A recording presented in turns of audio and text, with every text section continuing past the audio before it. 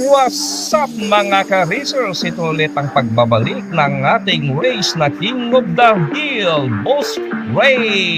3 linggong walang tigil na ulan, laging madilim ang ating kalangitan. Ang kagandahan, walang ulan sa ating labanan. Ito ngayon ang mga kasama sa ating labanan ng Dodge Charger SRT with winning streak na isa at ang ating custom Mustang with winning streak na 2 at ang Ford Focus 11 winning streak at ang longest King ang Escort RS at ito naman ang ating Cobra. Kailangan niyang talunin ng mga dating hari para siyang maging Ultimate King. Ito naman ang ating leaderboard ranked by points.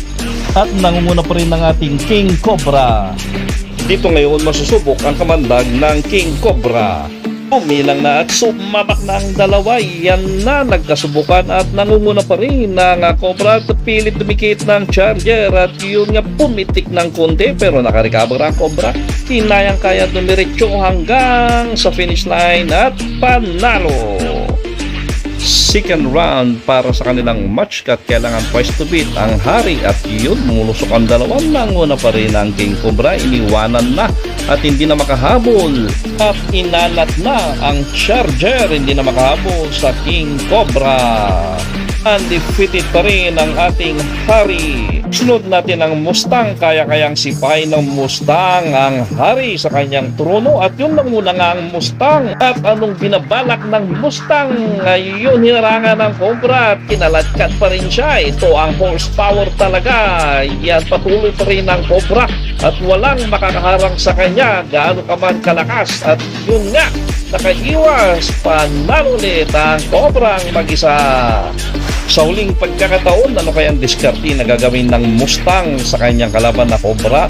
At yun, bumulusang ang 2, nanguna pa rin ang Cobra, inunahan na siya at yan, sumusunod talaga ang Mustang, gustong may binabalak at yun nag-spin, nagkamali at naiwanan sa kurbada, dire-diretso pa rin ang Cobra.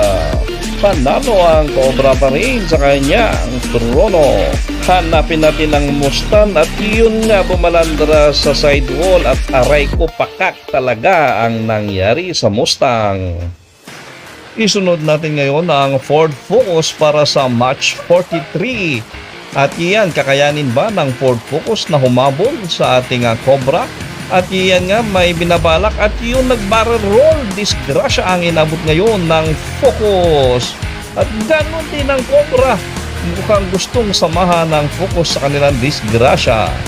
Ang pangalawang pagsubok, susubukan ulit ng Focus ang kanyang diskarte at yun nangunguna ng konti ang Focus. At gusto yatang pumitik pero hindi niya kaya at malakas talaga ang Cobra.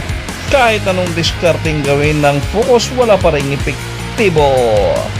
Para sa race 44, ito na ang maliit pero mapanganib na RS Escort at yun, niniwanan lang siya ng Cobra. Mukhang humahabol na lang ito at yun nga, humabol pa nga ng husto at biglang kumambiyada ang Cobra at inunahan ulit ang RS. Tatapusin na ba ng Cobra o babawi pa ang Escort at yun na nga at mukhang sabay itong 2 nagkaroon ng kontak at pangalawang kontak ulit ayun bumabalandra pero nakarecover ang Cobra. Iniwanan niya ngayon ang Escort ng malayo hanggang sa finish line. Panalo ang Cobra.